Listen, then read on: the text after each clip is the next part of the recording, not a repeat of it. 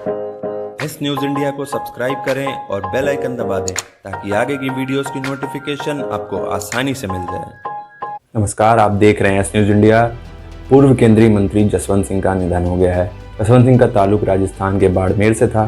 तो यहाँ के बड़े राजपूत नेता रहे। एक दौर था जब भारतीय जनता पार्टी में जसवंत सिंह की तूती बोलती थी, लेकिन एक वक्त ऐसा भी आया जब पार्टी ने उन्हें टिकट तक देना उचित नहीं समझा और वो बागी हो गए। ये हाल उस नेता का हुआ जो अटल बिहारी वाजपेयी के सबसे करीबियों में से था। अटल बिहारी वाजपेयी के नेतृत्व में जब एनडीए को सत्ता मिली तो जसवंत सिंह को मंत्रिमंडल में शामिल किया गया। वाजपेयी कैबिनेट में जसवंत सिंह के पास विदेश मंत्रालय से लेकर रक्षा मंत्रालय और वित्त मंत्रालय तक कई अहम जिम्मेदारियां रहीं। हालांकि जसवंत सिंह की राजनीति में एंट्री की वजह सिंधिया परिवार रहा है।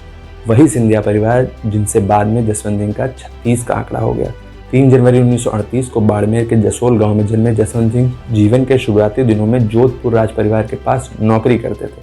बाद में जसवंत सिंह सेना में चले गए। जसवंत सिंह की पत्नी शीतल कंवर उर्फ कालूबाई और सिंधिया परिवार के अभिभावकों की तरह रहे ग्वालियर की राजमाता के निजी सचिव सरदार आंग्रे की पत्नी की बहन थी। शीतल कंवर के ताऊ की बेटी से सरदार आंग्रे की शादी हुई थी। सिंधिया और जसोल परिवार के बीच पारिवारिक रिश्ता रहा है। इसी वजह से आर्मी बैकग्राउंड के जसवंत सिंह को सरदार आंग्रे परिवार के अनुरोध पर विजया राजे सिंधिया राजनीति में लेकर आई। राजमाता विजया राजे सिंधिया ने न केवल उन्हें बीजेपी ज्वाइन कराई बल्कि रहने के लिए दिल्ली के 3 मूर्तिलेल में जगह भी दी थी। सिंधिया परिवार की सरपरस्ती में जसवंत सिंह का कद बीजेपी में बड़ा होता गया और वो अटल बिहारी वाजपेयी के भी बेहद करीबी हो गए। जसवंत सिंह सबसे लंबे समय तक सांसद रहने का अनुभव रखने वाले नेताओं में शुमार रहे हैं। 5 बार राज्यसभा सांसद रहे और 1990, 91, 96 और 2009 में उन्होंने लोकसभा चुनाव भी जीता।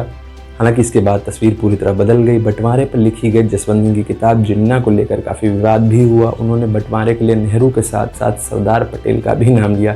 विवाद इतना बढ़ गया कि 2009 में जसवंत सिंह को पार्टी से बाहर कर दिया गया। हालांकि बाद में 2010 में तत्कालीन भाजपा अध्यक्ष नितिन गडकरी की पहल पर उन्होंने फिर से पार्टी ज्वाइन कर ली, लेकिन वो अपने विचार लगातार रखते रहे। इसके बाद 2014 में लोकसभा टिकट को लेकर उनकी पार्टी से ठन गई। जसवंत सिंह को बाड़मेर लोकसभा सीट से टिकट नहीं दिया गया। इससे वो नाराज़ हो गए। नाराज़गी इतनी बढ़ गई उन्होंने बागी रुख अख्तियार कर लिया, निर्दलीय चुनाव में उतर गए। हालांकि मोदी लहर में कांग्रेस के साथ साथ वो भी कहीं गुम हो गए और उम्र के उस मुकाम पर बीजेपी के उम्मीदवार से हार झेलनी पड़ी। लेकिन इसका असर ये हुआ कि जसवंत सिंह के बेटे मानवेंद्र सिंह ने भी तेवर दिखा दिए। 2018 में जब राजस्थान विधानसभा चुनाव हुए तो मानवेंद्र सिंह ने अलग राह पकड़ ली।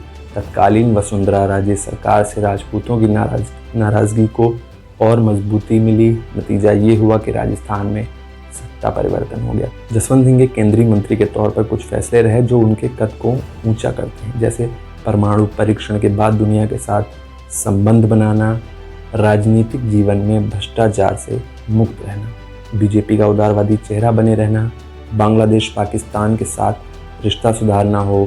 हालांकि ये उनका सपना अधूरा ही रह गया क्योंकि आज तक संभव नहीं हो पाया। लेकिन सबसे बड़ा या कह सकते हैं सबसे कठिन फैसला था विमान हाईजैक के दौरान खुद को आगे ले जाना। आतंकियों ने 24 दिसंबर 1999 को इंडियन एयरलाइंस की फ्लाइट IC 814 को हाईजैक कर लिया था। इसमें 176 यात्री और 15 क्रू मेंबर सवार थे। कंधार विमान अपहरण के कांड के वक्त जसवंत सिंह विदेश मंत्री थे। आतंकियों ने शुरू में भारतीय जेलों में बंद 35 उग्रवादियों की रिहाई और 200 मिलियन अमेरिकी डॉलर की मांग की। सरकार इस पर राजी नहीं हुई और बाद में 3 आतंकियों को छोड़ने पर सहमति बनी। तीनों आतंकियों को कंधार छोड़ने भी जसवंत सिंह गए थे। इस पर उनकी ही पार्टी के नेता नाराज हो गए थे। जसवंत सिंह ने अपनी किताब में लिखा है कि इस फैसले का आडवाणी और अरुण शौरी ने विरोध किया था, लेकिन मौके पर कोई गड़बड़ ना हो इसलिए उनका साथ जाना जरूरी था।